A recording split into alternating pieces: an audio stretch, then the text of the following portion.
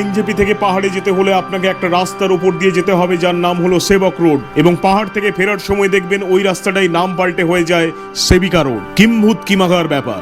আমাদের এখানে রাস্তায় সিগন্যালে যেমন থাকে জেব্রা ক্রসিং, সেবক রোডে জেব্রা ক্রসিং এর জায়গায় আপনি দেখতে পাবেন এলিফ্যান্ট ক্রসিং। তবে এই এলিফ্যান্ট ক্রসিং লেখাটা আমি যাচ্ছিলাম বলে আমাকে উদ্দেশ্য করে লেখা হয়েছে কিনা তা বুঝতে পারলাম না। ড্রাইভার আমায় জানালেন যে এই রাস্তায় নাকি রাতে মাঝে মধ্যে চিতা দেখা যায়।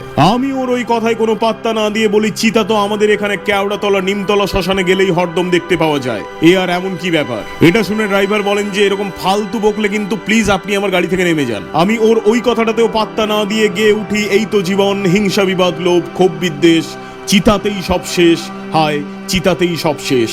ড্রাইভার তৎক্ষণাৎ বললেন, প্লিজ ক্ষমা করুন, আপনার সামনে আমার চিতার কথাটা তোলাই ভুল হয়েছে। তারপরেই দেখতে পেলাম পাহাড়ে এই প্রথমবার ইনস্টল করা হচ্ছে নিউক্লিয়ার রিঅ্যাক্টর।